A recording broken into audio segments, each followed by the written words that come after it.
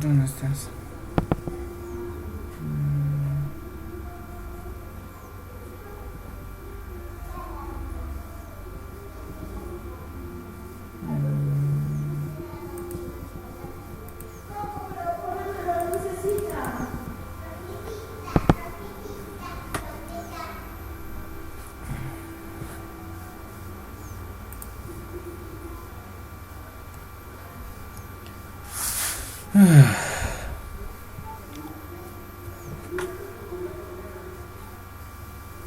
Carmen Rosa.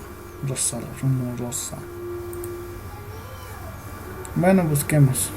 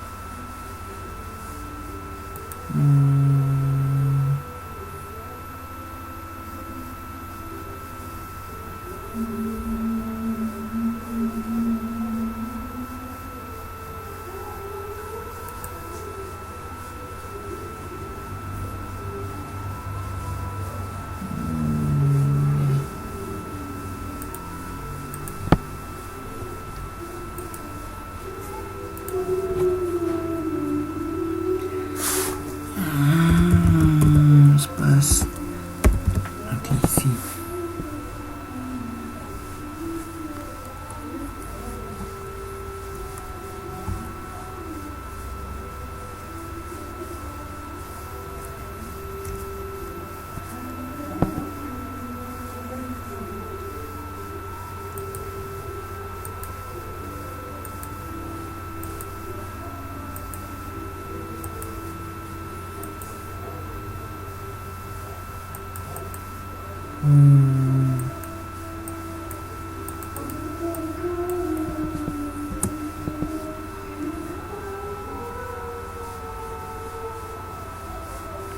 Lesión.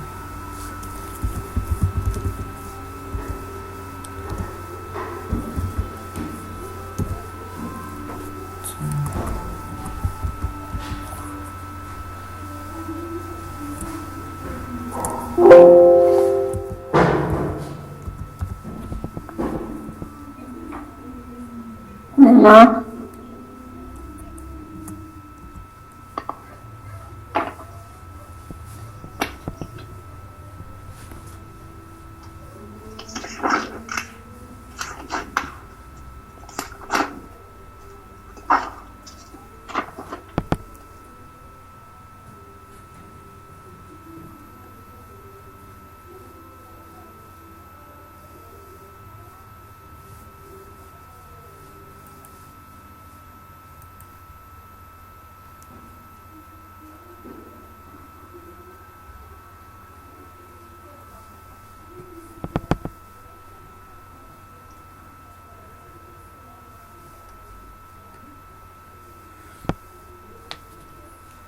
Mm,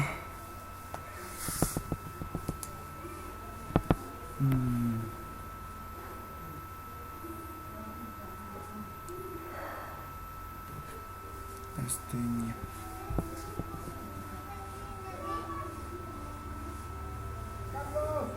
¿Qué?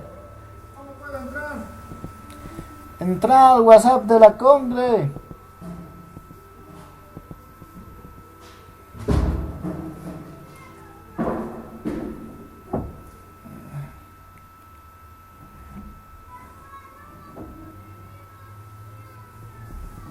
Ay, no sé cuál será. Vía motor debe ser.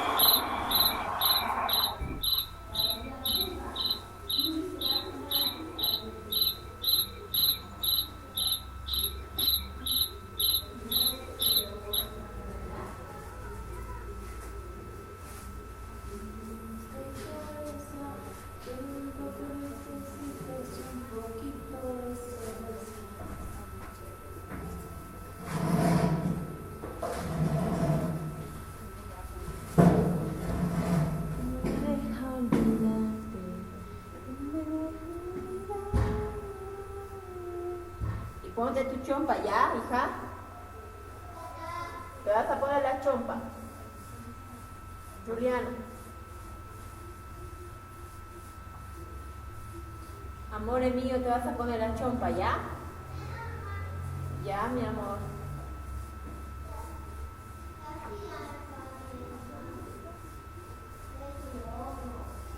Ok.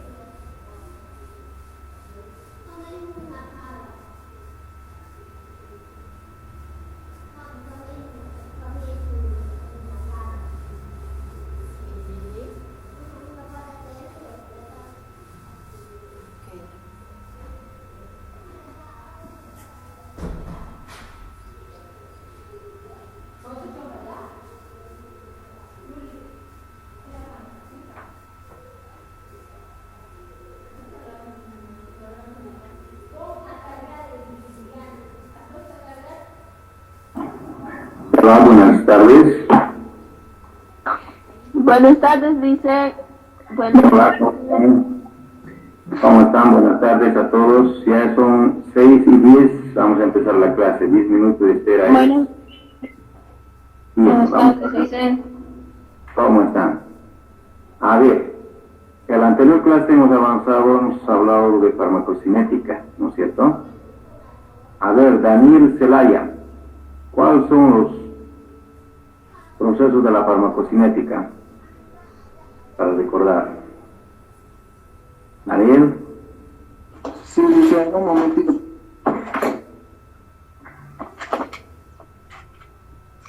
¿Cuáles son los procesos de la farmacocinética, no?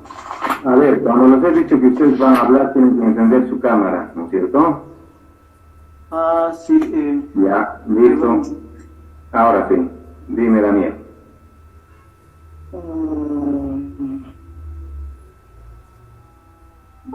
No recuerdo muy bien, dice.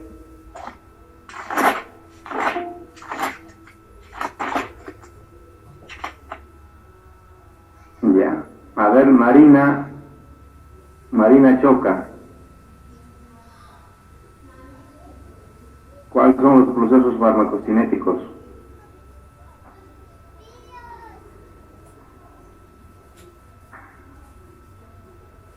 Marina, ¿no está?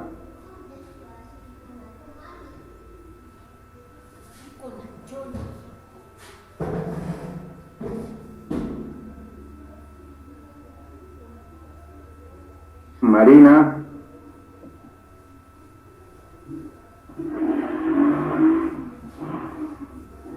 Voy a tener que sacarle, ya que no contesta. Vamos, a los que no contestan o no responden voy a tener que sacarles, no hay otro. Quiere decir que no está, ¿no es cierto? Doctor, es la absorción, el metabolismo, la excreción. Un ratito. Carlos, Primero está vamos a ver a llamando, esta señorita Lisa. Marina.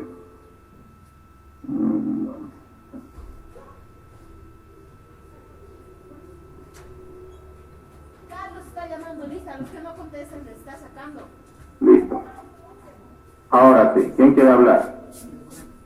¿El doctor? Ya, Jairo, ¿quieres hablar? Dime, Jairo. Pero encendí la cámara. Las siglas del ATME, doctor.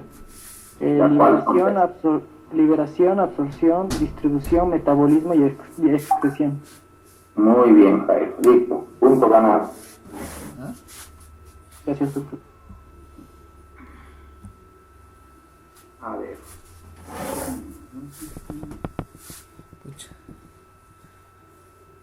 Saúl Durán,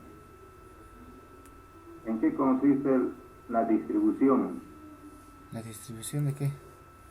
Saúl Durán. ¿Está o no está? ¿Sí dice? Saúl Durán. Sí, doctor. Ahora sí, funciona la cámara.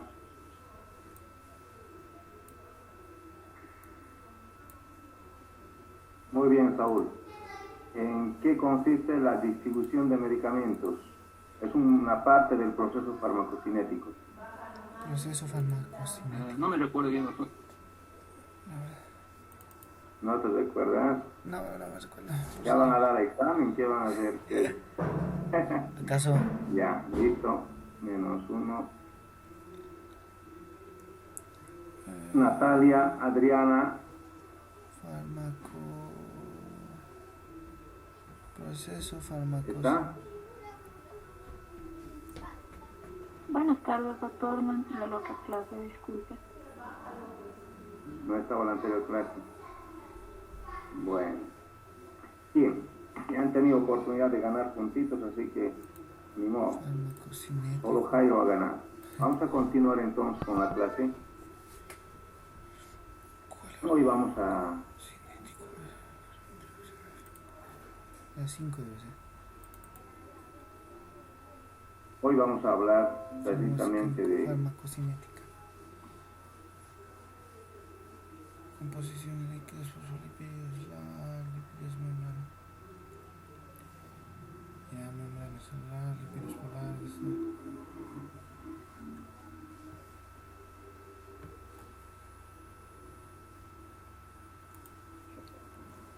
Ya ver.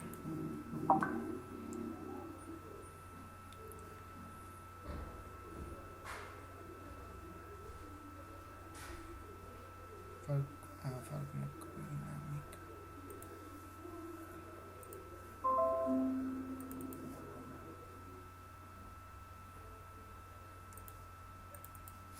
Ya. Ahí se ve. ¿Está bien? Bien. ¿Qué dicen? Sí, licencia, ve. Sí, doctor, se ve. Muy bien. Entonces vamos a continuar. La clase anterior hemos hablado de farmacocinética. No, la farmacocinética, entonces, es precisamente el movimiento de los fármacos en el organismo desde su ingreso hasta su egreso del organismo. Pero en ese transcurso, en el transcurrir de esto, de los fármacos en el organismo, no ha de salirse el medicamento sin hacer nada, ¿no es cierto? Tiene que hacerse algo. Entonces, precisamente se cumple la farmacodinamia en ese transcurso, en esa dinámica, digamos así, o sea, en ese transcurso en que ingresa al organismo hasta que sale del organismo, que consiste en la farmacocinética. En todo ese recorrido, entonces ha de haber una dinámica, un movimiento, ¿no? Precisamente una acción, todo lo que vamos a ver ahora, qué es lo que hace el fármaco, qué es lo que le hace al organismo, ¿no? Eso es lo que vamos a ver. Entonces, digamos, para empezar, digamos que la farmacodinamia tiene dos palabras griegas que, para recordarles solamente, que es fármaco, que significa fármaco, medicamento o droga, también puede significar, y dinamia, que significa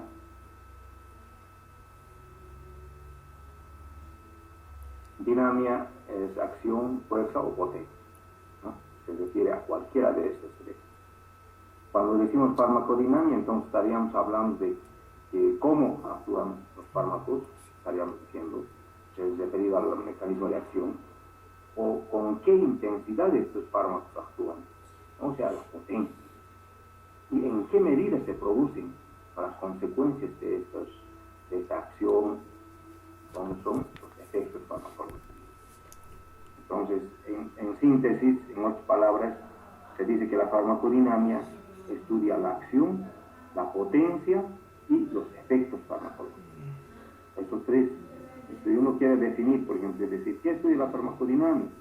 Bueno, estudia la acción, la potencia y los efectos farmacológicos, ¿no? ¿Qué pasó? Así se puede definir fácilmente. O algunos dicen también que puede ser, ¿no?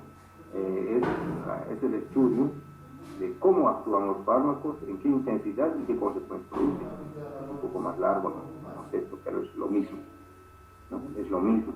La farmacodinamia entonces estudia en síntesis la acción, la potencia y los efectos farmacológicos.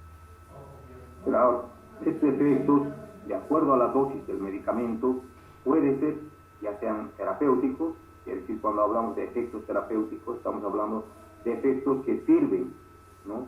para la recuperación de la salud, sirven para calmar el dolor, sirven para aumentar de peso si es que le falta peso, o disminuir de peso a una persona, o para compensar alguna disfunción orgánica, etc. O sea, terapéutico, para tratamiento. Pero estos efectos también pueden ser indeseables si la dosis está exagerada, pueden ser dosis tóxicas, ¿no? Como hoy en día estamos viendo algunos, en este tiempo de pandemia, hay una automedicación y a los pacientes ellos mismos están tomando los medicamentos, están intoxicando o están tomando otras sustancias que no están dentro de la medicina basada en la evidencia, se están intoxicando, ¿no es cierto? Entonces, esos son efectos indeseables, algo que no favorece al organismo. Esas sustancias se pueden producir por la automedicación, es frecuente esto, por eso no es nomás automedicarse, hay que saber cuándo medicarse, en qué momento tomar el medicamento, no es tomar por tomar en cualquier momento, ¿no? Sobre todo con esto de la pandemia, estamos viendo nosotros muchos pacientes intoxicados con medicamentos. Y se están tomando algunos medicamentos como la ivermectina y otros medicamentos de óxido de cloro están tomando, ¿no? Están hidroxicloroquina, se están tomando a veces de más, o en el momento en que no corresponde y se están intoxicando, igual se están enfermando, ¿no? Que no es nomás tomar, hay que saber en qué momento, qué dosis tomar, ¿no? Entonces, para eso hay que acudir a un médico, hay que acudir a un centro de salud para poderse indicar y adecuadamente ser dosificado y medicado. Bien, pero si hablamos de acción farmacológica, ¿no? Si primeramente vamos a decir, mire, si la farmacodinamia estudia la acción, la potencia y efecto farmacológico, entonces hablaremos de la acción farmacológica. La acción farmacológica se refiere a las modificaciones que el fármaco produce en el organismo. Por ejemplo, el estímulo cardíaco, ¿no es cierto? Modifica, si nosotros estimulamos el corazón con cualquier medicamento, como la digoxina, por decir, entonces el corazón ha de empezar a funcionar bien o ha de empezar a funcionar rápido, puede llegar hasta tener una taquicardia si estimulamos demasiado, ¿no es cierto? Entonces, de acuerdo a la dosis del medicamento, el corazón va funcionando en este ejemplo, ¿no? En este ejemplo, el estímulo cardíaco. Hay que saber dosificar los medicamentos para que tenga un ritmo cardíaco aceptable, lo que estamos buscando para que funcione fisiológicamente. Pero si hablamos de efecto farmacológico, entonces, si bien aquí hemos hablado de modificación del fármaco, ¿no es cierto?, acción farmacológica. En el efecto farmacológico son las manifestaciones de la acción farmacológica. ¿Qué hace la acción farmacológica? En este caso al corazón, estimula al corazón. ¿Y cómo se manifiesta? Con taquicardia, ¿ya? ¿Qué quiere decir? Que va a ir aumentando la frecuencia cardíaca por encima del valor normal. Eso ya es un efecto, ¿no? Si nosotros estimulamos demasiado o damos una dosis un poco superior de lo necesario, entonces podemos producir esta taquicardia, una frecuencia cardíaca aumentado más de lo normal, ¿no? Pero si hablamos de potencia farmacológica, estamos hablando de una relación de la dosis que se administra y el efecto que se obtiene. Hay una relación, o sea, en esto va de acuerdo a la dosis, ¿no? Pues hay ciertos medicamentos que son dosis potentes, digamos, con bajas dosis. Si aumentamos un poco con más de dosis y la acción ya se hace muy irritativo, muy taquicárdico, en este caso hasta puede producir paro cardíaco, ¿no? Entonces hay que saber utilizar la dosis, la relación entre la dosis y qué es lo que nosotros queremos obtener entre dos fármacos con la misma acción. Esa es la potencia, ¿no? La relación. Ahora, vamos a... ¿Sí? Perdón que le corte. Esto de la potencia farmacológica es siempre entre dos fármacos. Sí, siempre se va comparando entre dos fármacos, ¿no es cierto? Entonces, hay que ver, para ver, digamos, cuál es más potente o no potente o menos potente. Eso hay que hacer un análisis comparativo. El análisis comparativo siempre tiene que ir con algún medicamento efectivo, en este caso, ¿cierto? Para hacer las investigaciones se hace esto también. Se hace siempre con un placebo, puede ser un placebo bien de un fármaco que no tiene acción, nada, y con otro que nosotros queremos investigar. Entonces vamos a ver cuál es realmente potente. Entonces tiene que ser siempre análisis, tiene que ser comparativo. Si no es comparativo, no tenemos un parámetro para decir cuál es potente o no es potente, ¿no es cierto? Tiene que haber un testigo para poder hacer el análisis. ¿Ya? Bien, vamos a ir desarrollando más atrás. Apenas es la introducción, pero vamos a ir viendo más atrás también, vamos a ir explicando esto de análisis comparativo. ¿Listo? Acción farmacológica, entonces ya hemos dicho, ¿no? Son las modificaciones del organismo. Tipos de acción farmacológica. Tenemos una acción farmacológica que puede ser de depresión, que se inhibe o disminuye la función, ¿no?, de un determinado órgano.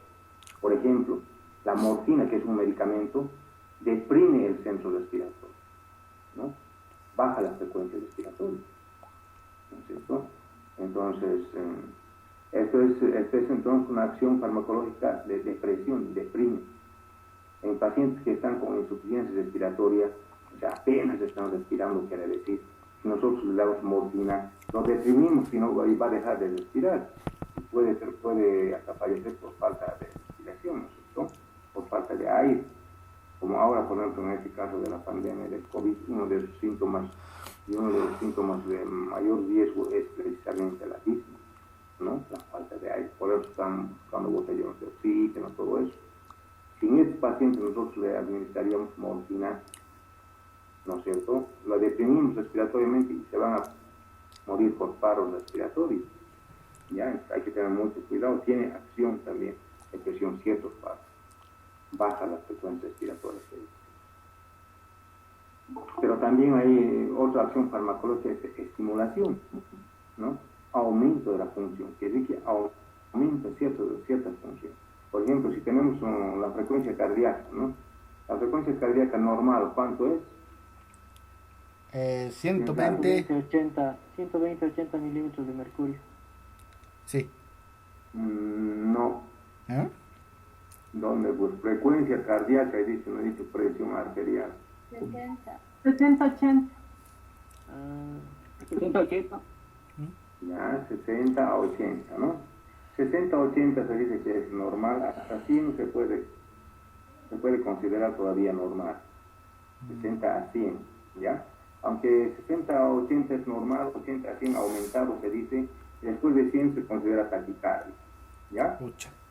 Entonces, en el Chagas, por ejemplo, en la enfermedad del Chagas, se produce al revés, hay una bradicardia, ¿ya?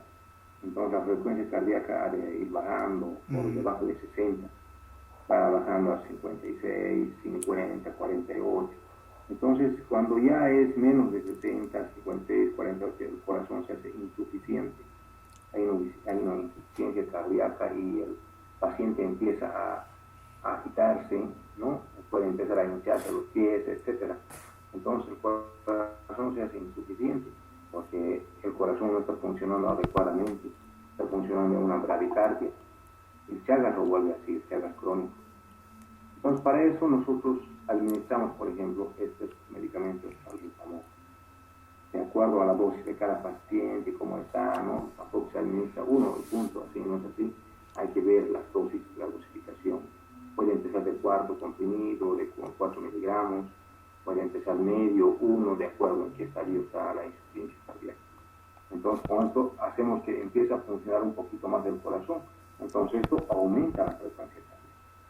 Si ese paciente estaba con bradicardia de unos 48, entonces nosotros le damos un salbutamol, ¿no es cierto? Ya sea medio comprimido, con eso puede llegar a tener 50, 60 por minuto a latir el corazón nuevamente, estaría dentro de lo normal. Entonces, ya con eso se compensa, estimulamos al corazón. La acción farmacológica en este caso es estimulación, aumento de la frecuencia cardíaca, ¿no? Con este medicamento. Pues así hay muchos medicamentos que pueden estimular ciertas funciones en otros órganos iguales. La irritación es una estimulación violenta, ¿no? Que produce hasta lesión, puede producir, con alteraciones de la nutrición, el crecimiento y morfología celular, puede dañar a la salud.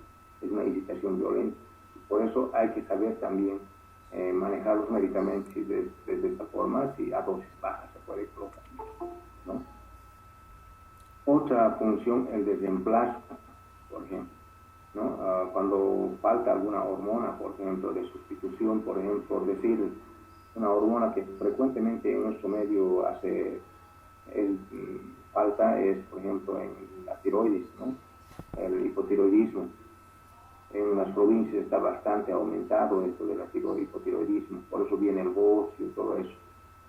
Entonces nosotros vemos, le hacemos un análisis a los pacientes y decimos que sus hormonas no están, ¿no? produciendo, que sus glándulas no están produciendo las suficientes hormonas tiroideas.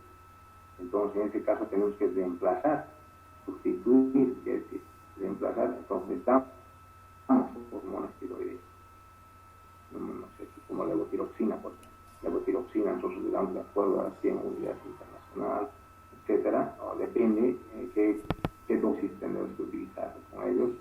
¿no? De acuerdo a eso también se va utilizando, de acuerdo a cada persona. En realidad, en otras palabras, la medicación es personalizada, no es para todos igual, ¿no? Hoy en día se maneja personalizado, de acuerdo a peso, talla, edad, sexo, ¿no? Todo eso se maneja, de acuerdo a eso se va dando los medicamentos, ¿no? Para no intoxicar. Hoy en día hay que manejar personalizado el tratamiento. Bien, la acción antiinfecciosa también es otra acción, que es una destrucción de los microorganismos que nos hacen daño, ¿no es cierto? A ver, la pregunta del millón hoy en día, ¿hay un medicamento que destruye al virus del COVID-19 o no hay? Creo que no hay. No hay. No hay. ¿Qué dicen los varones? Solo pienso que habría una forma de debilitarlos, más no de eliminarlos por completo. ¿Cómo debilitarla? A ver. Porque el virus COVID se alimenta sobre una base lipídica. Entonces la gente que tiene más lípidos en la sangre, en el organismo, es más propensa a mantener este virus vivo. Si tomaríamos en cuenta el uso de medicamentos que bajen el índice lipídico, tal vez podríamos debilitar el virus. Interesante teoría, ¿no? Bueno, vamos a tener que patentar. Está bien la idea, ¿no? Pero no es tanto así. El virus este virus no tiene hasta ahora, no hay ningún medicamento que lo elimine, ¿no? No hay tampoco, factores que debilitan o no debilitan, eso ya son factores secundarios que todavía no está comprobado ni en la evidencia científica, ¿no? Por eso no hay. Ningún medicamento hasta ahora no hay que elimine o debilite, destruya a este virus, ¿ya? Hasta ahora. Mira, como es el que quieren vender de Rusia, Avipavir, ¿no? Ni eso, ¿ya? Entonces, esto del virus está terrible. El manejo es diferente. Entonces, hoy en día, si hablamos de acción antiinfecciosa, destrucción de microorganismos, quiere decir, para este virus no hay. No hay un medicamento antiviral que vaya a afrontar y destruya ese virus. No hay hoy en día. Cuando hablamos de bacterias, los antibacterianos sí tenemos antibacterianos, ¿no? Antibióticos, quiere decir, también, como tenemos, por ejemplo, en esta enfermedad que hoy en día estamos luchando contra esta pandemia, el virus, en realidad el virus no mata, el virus no está matando. El virus desencadena la enfermedad y luego vienen la segunda parte, que son las complicaciones, que son infecciones bacterianas que causan neumonía. Se produce un cuadro de coagulopatía, coagulación dentro de los pulmones, una inflamación, liberación de las citoquinas, etc. Todo eso mata al paciente. El virus en sí no mata, solo desencadena la enfermedad. Entonces, ¿qué quiere decir? Si hay acción antiinfecciosa, ¿no? Hay una acción infecciosa con las bacterias, lo que hay que evitar es que el paciente se complique con una neumonía bacteriana, que el paciente se complique con una coagulopatía que pueda matar al paciente.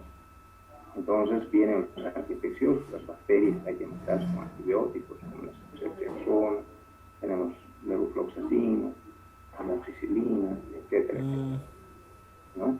Y algunos anticoagulantes que también se deben usar oportunamente. Hay que actuar oportunamente.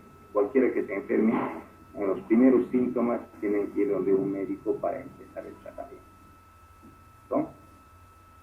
Bien, entonces la acción antiinfecciosa es precisamente, entonces tenemos los antibacterianos, sí destruyen, tenemos buenos antibacterianos hoy en día.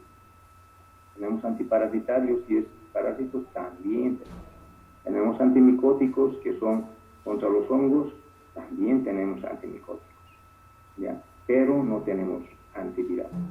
que destruyen a este tipo. Ningún virus casi no se destruye, excepto alguno que otro virus que, como decía su compañero, no se destruye, se debilitan a los virus y el resto el organismo se encarga de eliminar cuando tiene buenas defensas, ¿no? Doctor, ¿el Bien. ácido es un antiviral? La acitromicina es un antibacteriano. Sí, ¿ya? el aciclovir para el virus del herpes, el aciclovir. Algunas veces para... El aciclovir sí es un antiviral, pero tampoco destruye totalmente, baja nomás la carga viral, el de esto se encarga el organismo, ¿no? Es un antiviral, el aciclovir. Muy bien. ¿Dónde actúan las drogas? Actúan en forma local y en forma general. Local quiere decir en el lugar donde se aplica el medicamento, ¿cierto? Entonces, generalmente, si vamos a aplicar en la piel, si hay una infección a nivel de la piel, podemos poner ahí a ese nivel un antiinfeccioso, ¿no? O podemos hacer que actúe a ese nivel, a nivel local. Pero si queremos que actúe a nivel sistémico, quiere decir que tenemos que administrar ya por vía oral o por inyección vía parenteral para que llegue a la circulación, a través de la circulación se dirige hacia el órgano blanco. O sea que el órgano blanco quiere decir el órgano afectado, donde se necesita el medicamento. Y así va a ir llegando, ¿no? Indirecta o remota. Esto quiere decir que ejerce un órgano, ¿no es cierto?, que no está en contacto con la droga. Esto es por su acción, ya sea por vía nerviosa o hormonal. Entonces, esto es en forma indirecta, a través de otros sistemas, puede actuar en ciertos lugares. También se llama a esto un efecto, ¿no? Efecto colateral, puede ser también, aparece un efecto secundario, efecto colateral, en forma indirecta o remota. Mecanismos de acción de las drogas. Estos son los principales mecanismos que tenemos hoy en día, que se llama de acción físico-química directa, ¿no?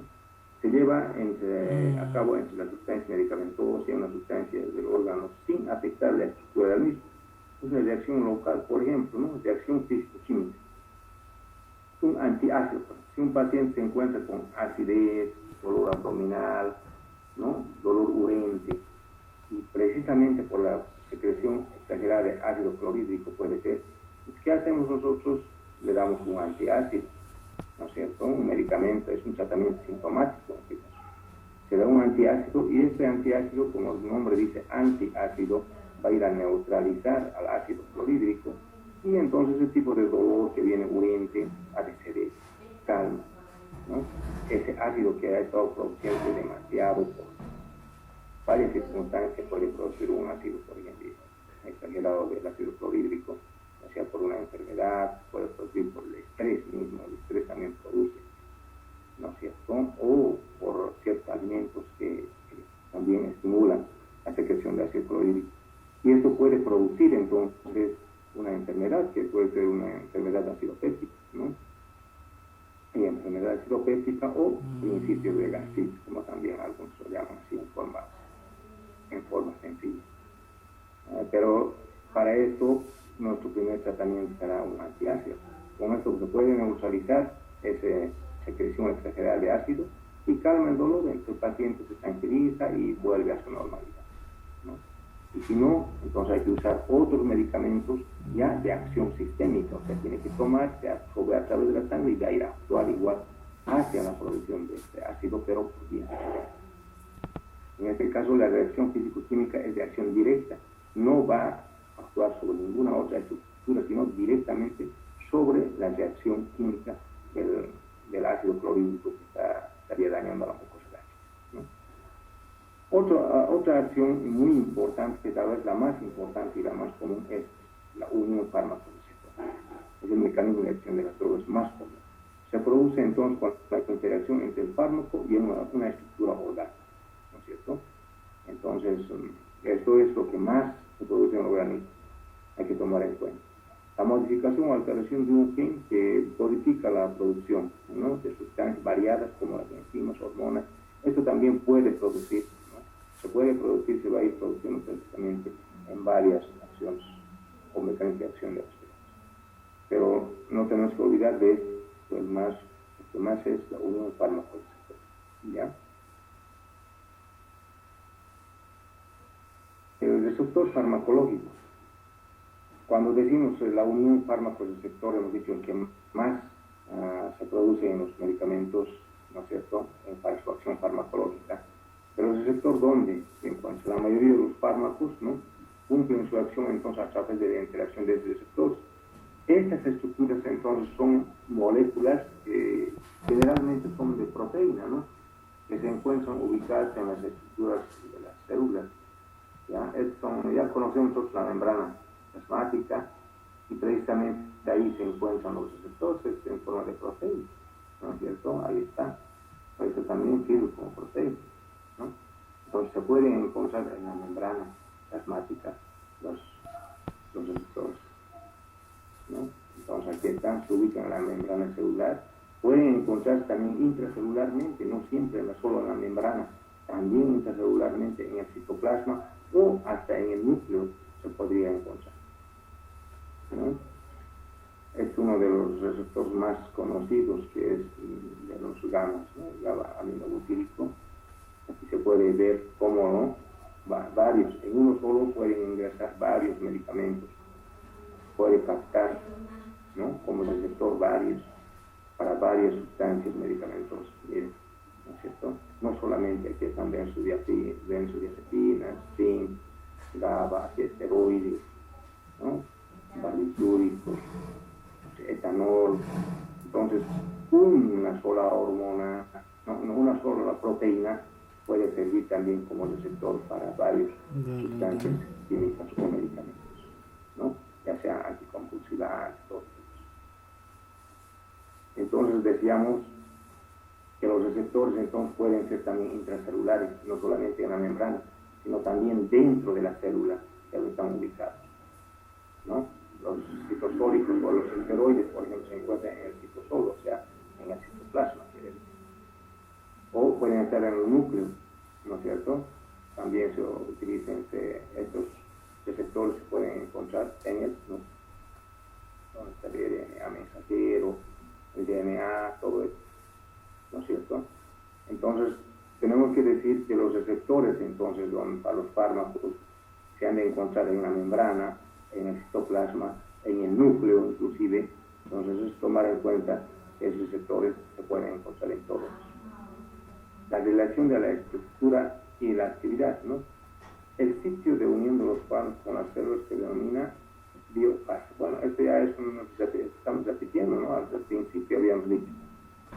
¿Qué se llama el lugar donde se une, ¿no?, el fármaco con el receptor? Biofase.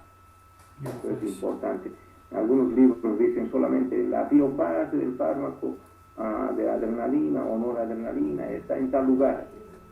Entonces, ¿qué quiere decir es la biofase? Ustedes ya saben que es el sitio donde se unen los fármacos con los receptores, ¿no es cierto?, con los receptores celulares. El sitio donde se unen se llama biofase. Por eso es importante recalcar. La afinidad de un medicamento también depende de la estructura química, ¿no?, que permite diseñar la configuración del receptor celular. Esto quiere decir que los medicamentos se unen con diferentes receptores a través de enlaces químicos, ya sean iónicos, ¿no?, enlaces de hidrógeno, enlaces de hidrófodas, de Van der Waals, o los covalentes, que estos son los más frecuentes por los que se han de unir, ¿no? Esta es una relación. Entonces es importante tomar en cuenta también que estos enlaces en realidad también son reversibles, ¿no?, cuando dejan de utilizarse. Dentro de esto también tenemos que tomar en cuenta la afinidad y la especificidad dentro de la acción farmacológica. La afinidad, entonces, es la capacidad por la que se une un medicamento a un tejido. Entonces, la afinidad sería cuánto, digamos, un determinado medicamento se ha de ir a unir, por ejemplo, aquí, a los pulmones, ¿no es cierto? Cuánto un medicamento se puede ir a unir hacia el páncreas, ¿no? o cuánto ha de ir hacia la piel o al corazón. Entonces es una afinidad, la capacidad por cual el medicamento se une. Esa es una afinidad. En cambio, especificidad es la capacidad de una célula para reconocer una molécula. ¿No es cierto? Cuando un medicamento va aquí, la especificidad puede ser que estas células no le reconozcan a esa molécula que viene, entonces no lo aceptan. Pero si lo aceptan, que decir, es específico. O sea, la afinidad y la especificidad, si se manifiesta alto en un medicamento, quiere decir que ese órgano ha de funcionar muy bien, excelente. Pero puede ser que no sea específico, no lo acepta, entonces rechaza, entonces falla esa también. Entonces por eso es importante saber la afinidad y la especificidad de un medicamento hacia un tejido. ¿Ya? Es decir, cuánto va a ir a ese tejido, pero si ese tejido ya debe reconocer a la sustancia que se está hallando ahí. ¿No es cierto? Es importante tomar estos puntos también. Pero reversibilidad es la capacidad entonces de los medicamentos de haber ido ya sea con afinidad y especificidad, pero cuánto de estos ha de volver a ser eliminado, a hacer nuevamente a la circulación para que sea eliminado a través del riñón, etc. Hay algunos medicamentos que ya no vuelven, son irreversibles, ¿no? Pero más bien la gran mayoría sí son reversibles, vuelven al torrente sanguíneo y dejan al órgano, ¿no es cierto? Por ejemplo, la aspirina es irreversible, la aspirina se pega al glóbulo rojo, ¿no es cierto?, al glóbulo rojo, y no se despega más, es irreversible, hasta que el glóbulo rojo muere, ¿no es cierto? ¿Cuánto tiempo vivirá el glóbulo rojo? Los eritrocitos, ¿quién sabe? ¿Cuánto tiempo vivirá? Jairo. Doctor, un lapso de 4 meses tal vez.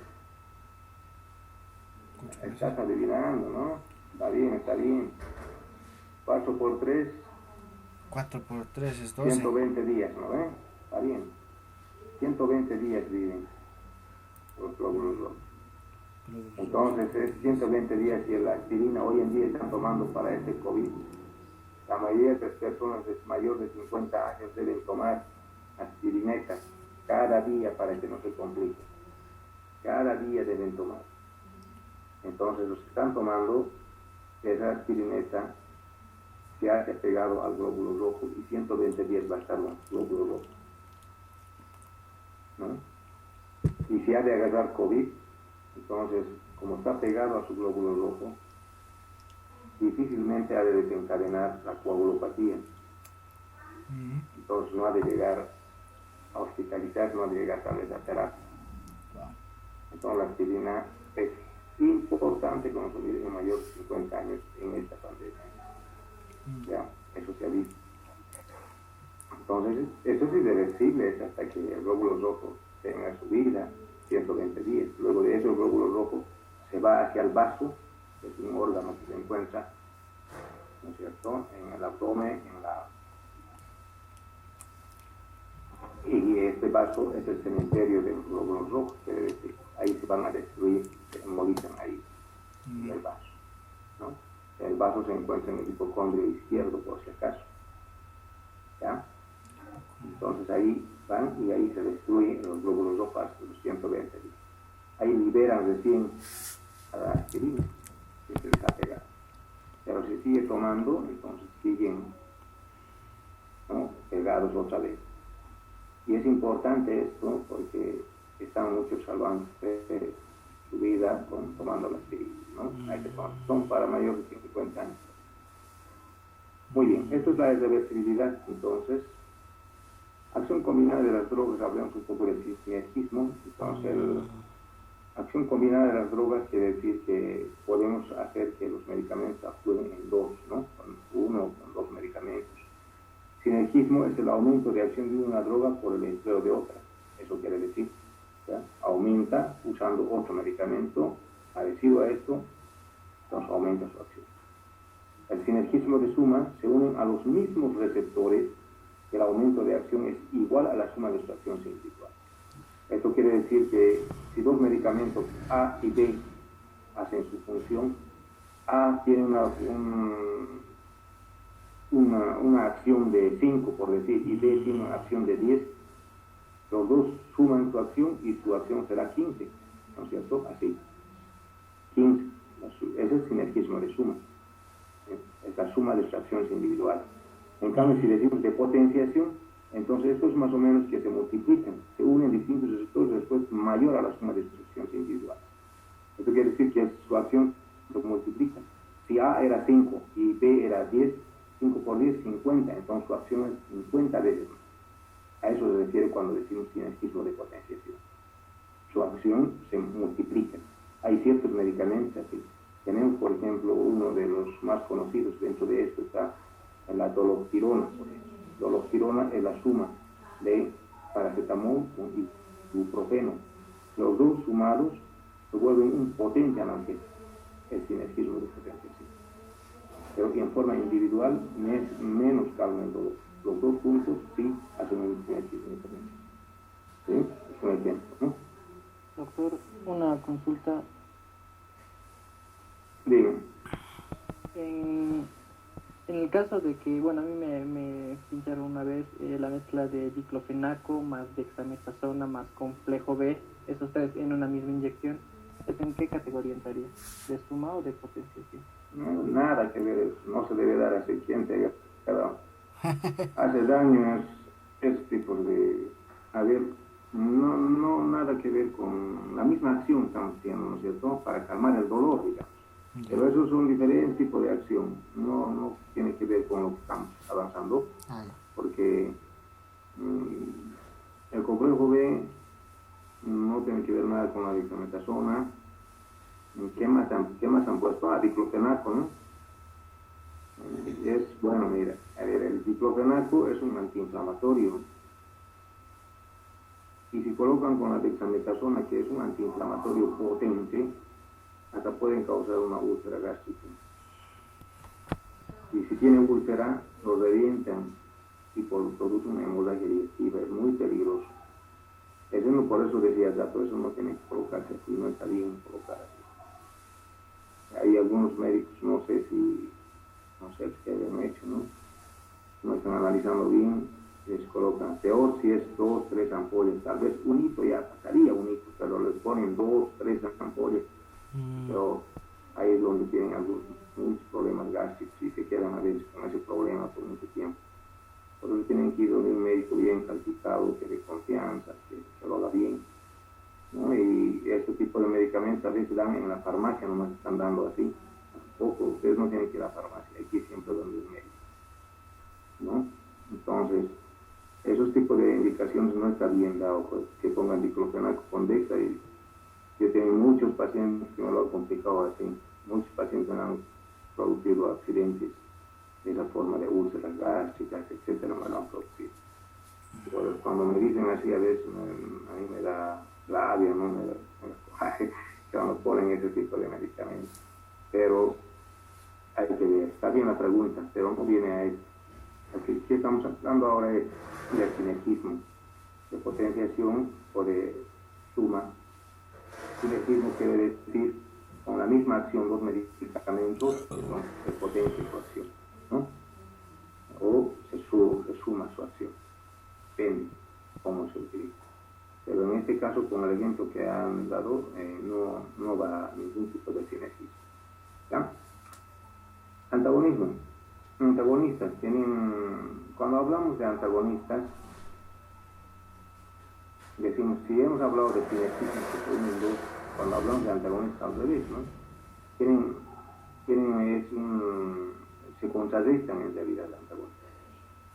Se contrarrestan uno con el otro, ¿no es cierto? Por eso hay antagonistas, digamos, parciales, ¿no? Vamos a ver un rato más, hay un dibujito por aquí, pero vamos a ver antagonistas. A ver, aquí. Antagonistas, por ejemplo, aquí antes de tomar el medicamento, aquí hay una sustancia química que está entrando a los receptores, aquí hay un receptor, supuestamente, aquí hay un medicamento, ¿no es cierto? Cuando hay una sustancia química, ahí ya nosotros vemos que el fármaco, aquí tenemos un fármaco agonista y aquí también tenemos un receptor. Entonces no le permiten entrar, entonces agonista. Pero primero, a ver, definamos qué es agonista. ¿no? Agonista, antes de ver, aquí está. Agonistas, ¿no? Tienen afinidad y tienen eficacia, ¿no? Afinidad quiere decir que va a ir, ¿no? Va a ir a ser aceptado, ¿no es cierto? Y eficacia ha de tener mayor funcionamiento, o sea, eficacia para que pueda tener mayor efecto. Entonces tiene que haber afinidad, tiene que ser afín a un cierto tejido, y tiene que tener también una mayor eficacia, ¿no? del fármaco. Entonces, para ser agonista, tienen que tener estos dos requisitos importantes. La actividad, a veces que en cambio, el antagonista al revés, ¿no? Tiene afinidad, puede ir, pero no hay caso, o sea, no funciona, se contrarresta, o sea, o bloquea, ¿no es cierto? Entonces, si nosotros vamos a ir con eso, aquí tenemos, ¿no? Aquí está. Entonces, aquí tenemos un fármaco, un receptor agonista, ¿no es cierto? Es afín y también es aceptado, incrementa la actividad celular, ¿no es cierto? Esto es agonista. Pero cuando decimos antagonista, va un fármaco antagonista, no le deja actuar al fármaco que queremos que ingrese, lo tapa, entonces lo inhibe, lo antagoniza, y este otro viene y se va, ¿no? Entonces hay una inhibición de la actividad celular, ¿no es cierto? Hay un antagonismo, no le dejan actuar. Entonces esto es importante, ver los agonistas y los antagonistas, ¿no? Entonces, cuando nosotros vemos este tipo de acción farmacológica, esto puede haber en algunos medicamentos que nosotros utilizamos para ciertos fármacos, por ejemplo, para ver, por ejemplo, en ciertas infecciones, por decir, ¿no? En ciertas infecciones hay ciertos fármacos que actúan sobre ciertas bacterias, ¿no es cierto? Entonces, cuando actúan sobre ciertas bacterias, y estas bacterias, al principio, si bien han de permitir el ingreso de estos fármacos, y se destruyen las bacterias, pero las bacterias son tan inteligentes que empiezan a producir sustancias, ¿no? Sustancias así como estos tapones, que antagonizan al medicamento, de tal forma que cuando está viniendo nuevamente el antibiótico, lo tapan y lo rebotan. Entonces, la bacteria no muere, ¿no? A eso se llama resistencia bacteriana. Entonces, por ejemplo, en amoxicilina, tenemos una amoxicilina, digamos, un medicamento que al principio, si bien ingresa, ¿no? Lo destruye a la bacteria, pero algunas bacterias ya van captando eso que les destruye y van produciendo una sustancia que se llama beta-lactamasa, citapona.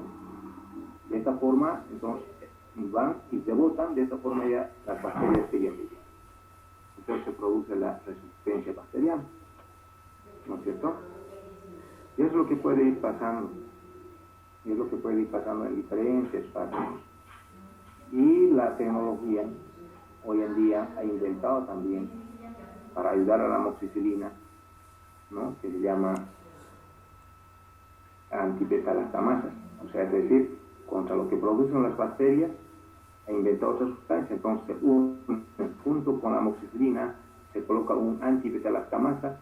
Cuando la bacteria coloca de esta forma así su tapón, entonces el antibeta-lactamasa le destruye y la amoxicilina entra y le destruye a la bacteria, ¿no? Entonces, es así, es como una guerra, ¿no? Que nosotros vamos fabricando, tratando de vencer a la bacteria. Hoy en día estamos con uno de los buenos medicamentos, amoxicilina clavulámica, que nos está ayudando en esta pandemia para controlar las neumonías. Muy bien está yendo con un antibeta-lactamasa, muy bien. Entonces eso también está utilizándose bastante, ¿ya? Eso no quiere decir que nosotros estamos actuando contra el virus, no, estamos actuando contra las complicaciones que el virus deja, que es precisamente una sobreinfección bacteriana. Y esa sobreinfección bacteriana produce la neumonía, y la neumonía puede matar a la bacteria. No tanto el virus como tal, sino la complicación. una neumonía bacteriana. Entonces a eso nosotros hoy en día estamos acercando la enfermedad diferente, no es contra el virus, ¿no? Entonces, eso es importante tomar en cuenta. Vamos a seguir. Doctor, Gracias. ¿el alcohol sería un antagonista de los antibióticos? No, nada que ver el alcohol y el antagonista de los antibióticos. Porque generalmente dicen, ¿no? Que cuando uno está tomando algún tratamiento con antibióticos no debe consumir alcohol, bebidas alcohólicas. No sé. Bueno, Eso es. no es precisamente antagonista, ¿no? Lo que pasa es que cualquier bebida alcohólica, la mayoría de los medicamentos con las bebidas alcohólicas o con otras sustancias que son también que se encuentren, digamos, en el organismo en cantidades tóxicas y pueden hacer que el medicamento no cumpla su acción farmacológica. Ese es un tracto. Entonces puede alterar al organismo, al órgano blanco, sobre todo no tanto al medicamento, al órgano blanco. No responde fácilmente, sí. No tanto así como antagonismo, pero puede ser también alterar, digamos, el lugar de los receptores. No permiten que fácilmente se escape, ¿no?, el medicamento. De esa forma, no ingresa la dosis correspondiente, puede entrar una infradosis y se puede producir otro tipo de infecciones o falla terapéutica. Entonces el tratamiento no se cumple, eso puede pasar. Y en algunos casos sí, el alcohol ocupa algunos receptores y puede sí actuar también como antagonista, ¿no? En algunos, sobre todo en los medicamentos cuando utilizamos algunos benzodiazepinas, ¿no?, aquellos que actúan en el sistema nervioso central. Así, ahí sí pueden utilizar esos mismos receptores. Temporalmente, este es esporádico del alcohol, no dura mucho tiempo, ¿no?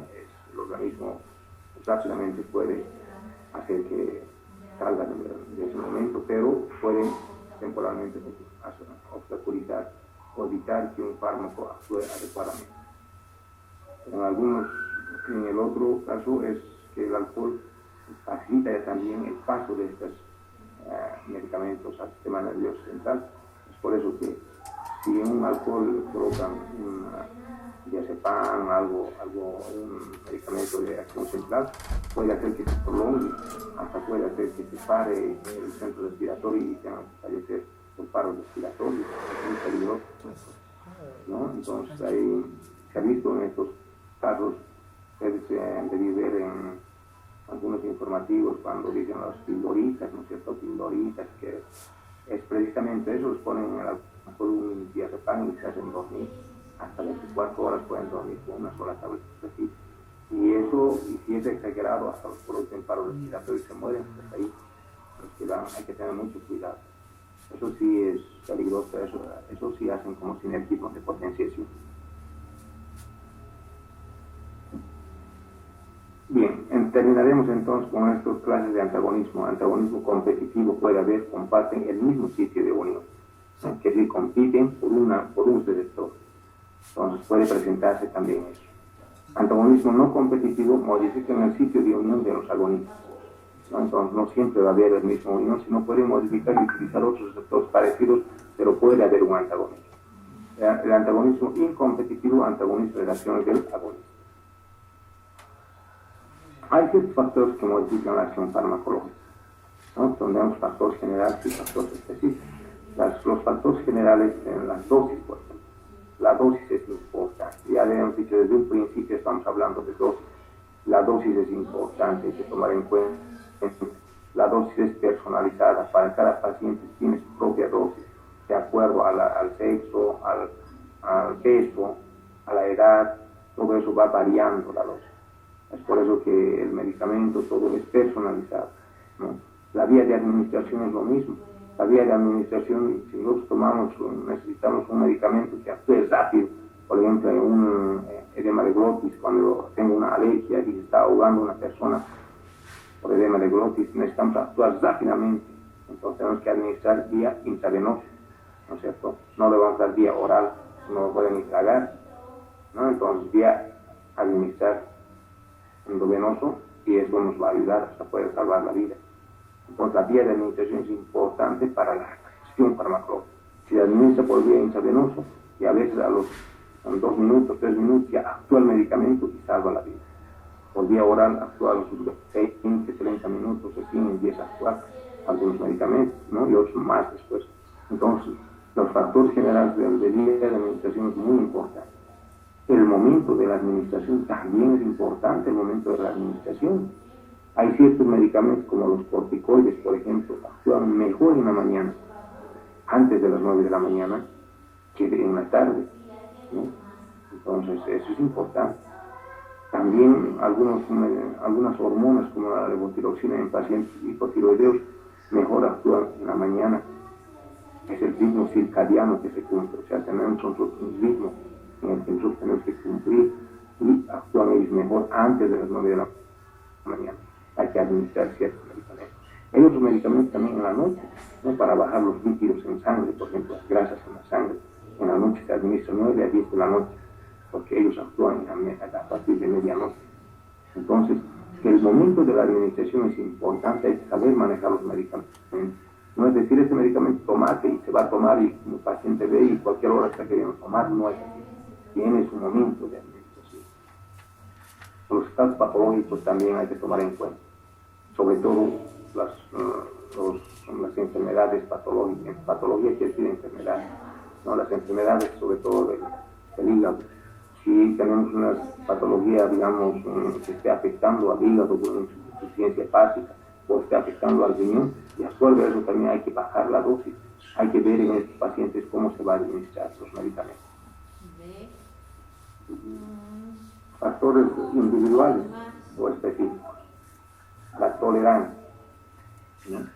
La tolerancia es como una resistencia exagerada del individuo de forma progresiva. Eso quiere decir que un medicamento, a medida que se va a ir administrando, puede ser que ya no responda a ese medicamento un cierto paciente, ¿no? Entonces se va a ir acumulando, y un momento en que llega al techo ya no responde más. Eso es lo que pasa, por ejemplo, con la morfina, ¿no?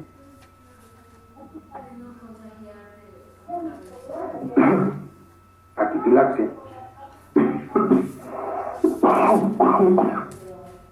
Fenómeno de tolerancia que se desarrolla en forma aguda, ¿no? Rápidamente reversible. Esto también en forma aguda puede producir una tolerancia, y esto se descontinúa unos días y otra vez se puede analizar. La hipersusceptibilidad también es individual, ¿no? Eso quiere decir que es como una intolerancia de respuesta muy exagerada de individuos a ciertos medicamentos. Idiosincrasia es una respuesta anormal, cualitativamente diferente de los efectos farmacológicos esperados. Alergia es una respuesta extraordinaria, anormal, diferente a la acción esperada y un mecanismo de reacción inmunológica, por lo que general el activo anticuerpo no aparece después de la primera administración.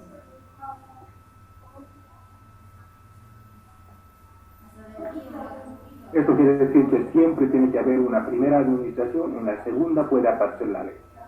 No es en la primera que aparece. Esto es muy importante, hay que preguntar siempre a todos, se debe preguntar, ¿usted tiene alergia a tal medicamento o a cualquier medicamento? Es importante, ¿no? Y si aparece en la primera administración, se llama idiosincrasia. La primera administración, ¿no? Muchos pacientes pues quieren eso, a veces en el hospital llegan, están operando, llegan a la operación, a la cirugía, y les ponen un anestésico y dan una reacción a la primera administración y se mueren, ¿no?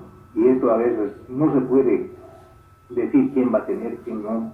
Cualquiera de las personas podemos tener la idiosincrasia. Ese es el riesgo de la cirugía. Cuando nosotros sentamos y utilizamos un medicamento que nunca hemos usado, puede dar varios antecedentes con esto de idiosincrasia, ¿no? Hay que tener mucho cuidado al administrar los medicamentos. No es nomás también darle un medicamento a cualquiera, aconsejarle, sino siempre hay que preguntarle si alguna vez ha tenido alergia. ¿no? Entonces eso es importante apuntar. Bien, la potencia farmacológica está relacionada entre la dosis que se administra y el efecto que se obtiene. Esto ya hemos definido. Aquí vamos a ir directamente a unos ejemplos, ¿ya? Entonces, aquí está, por ejemplo, aquí está la potencia y aquí la eficacia, ¿no? En la potencia vemos los fármacos A, B, C, por ejemplo, aquí, ¿no? Cada uno tiene 5 miligramos, 50 miligramos, 500 miligramos, en este ejemplo de potencia. Aquí vemos, por ejemplo, que el fármaco A con 5 miligramos produce, por decir, aquí es una diuresis, orina, 2000 ml de orina, ¿no? El fármaco B produce con 50 miligramos 2000 ml de orina. El fármaco C con 500 miligramos produce 2000 miligramos de orina. 2000 ml de orina, ml. ¿Cuál de estos fármacos, A, B o C, es el más potente? El A. El fármaco A. ¿Por qué? Porque con 5 miligramos está provocando los 2000 ml de orina y es menos cantidad de miligramos que el fármaco C, digamos. Así es, ¿no? Entonces es potente porque con 5 miligramos está produciendo la misma cantidad de orina que nosotros, que con 50 miligramos, que con 500 miligramos, ¿no? Entonces el fármaco A es potente. En cambio, en este otro lado vemos la eficacia. La eficacia es el efecto máximo que produce una droga, ¿no? Efecto máximo que produce una droga. Entonces, tenemos fármaco A, B, C, tenemos igual 5, 50 y 500 miligramos, y tenemos 250, 3000 y 2000. ¿Cuál será el fármaco más eficaz? El B, El B. ¿Por qué? porque está produciendo 3000 ml con 50 miligramos. ¿Y por qué no puede ser el A? Porque está, aunque, claro, si pondríamos el A en 2 dosis, sobrepasa, pero el B en una sola dosis está produciendo los 3000, que es lo máximo. Ya. ¿Quién más dice algo? Muy bien. Sería el A porque está produciendo más con menos, doctor. Está produciendo más o menos. Si lo pone 10, ya produciría 5000. Sí. Ya.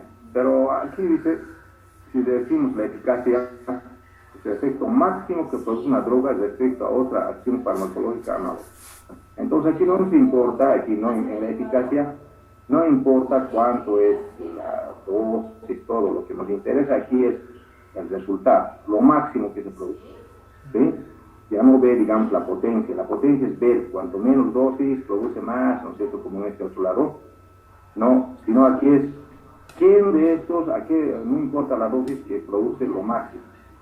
Entonces el B, el más eficaz es el B, ¿cierto? Lo máximo. Entonces, aquí podemos decir que, digamos, esto duplicamos la dosis, va a salir 5000, pero por ahí no sale 5000, duplicamos la dosis, ¿sí? ¿No es cierto? No sabemos. Porque se administra esto y ha dado resultado estos otros ml. De estos, ¿cuál es el más eficaz? B. ¿Listo? Entonces, quiere decir en otras palabras, ¿cuál es el que más produce orina de estos fármacos y sus efectos? Es el B. Bien, entonces es importante también ver cuál es más potente y cuál es más eficaz. ¿Ya? Efecto farmacológico. Ya sabemos que los efectos farmacológicos son manifestaciones de la acción farmacológica. Por ejemplo, si administramos un medicamento al corazón, puede producir taquicardia. Las manifestaciones de la acción farmacológica pueden ser los clases, ya sea terapéutico, que es una indicación que se utiliza para el tratamiento de las enfermedades, y el otro efecto es indeseable, que es una reacción adversa a los medicamentos, ¿no? O sea, algo que nosotros no queremos que se produzca cuando se administra un medicamento. Por ejemplo, ¿no?, la codeína. La codeína es un analgésico potente, calma el dolor, la codeína, por si acaso, pero que produce un estreñimiento, ¿no? Por lo tanto, puede usarse también como analgésico, también pueden utilizar como antidiarreico. Entonces, usan su efecto secundario indeseable muchas veces como efecto buscado, ¿no es cierto? Pero hay que tener mucho cuidado. En algunos pacientes que tienen estreñimiento, no podemos darle codeína para calmar su dolor, ya de producir peor estreñimiento, ¿no es cierto? Puede aumentar. Efecto adverso, es sinónimo de reacción adversa, ¿no? El efecto colateral es importante también, efecto colateral. El efecto indeseado es sinónimo de reacción adversa y de efecto adverso. Bueno, el efecto placebo, esto ya sabemos que el efecto placebo es algo psicológico y que ha de tener, ¿no? Bien, ahí vamos a quedar entonces, creo que habíamos, ya nos hemos... Ajá.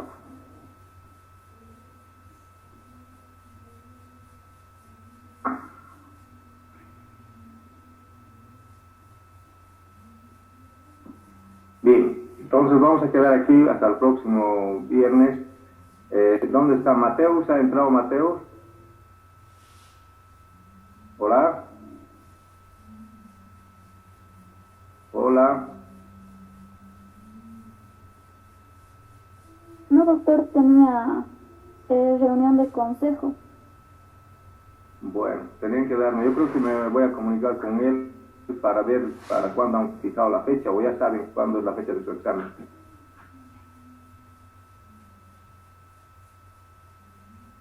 ¿Nadie? Enero, por ahí creo que sí. Ya, me voy a comunicar con él entonces. Hasta la siguiente clase vamos a ir repasando así los temas, ¿listo? Muy bien, buenas noches, hasta luego. Hasta luego, doctor. Hasta luego, doctor. Bueno, Hasta luego, doctor. hasta luego, hasta luego. Hasta luego, doctor. Hasta luego, buenas noches, buenas noches. Chao, doctor. Hasta luego. No, sí, sí, sí.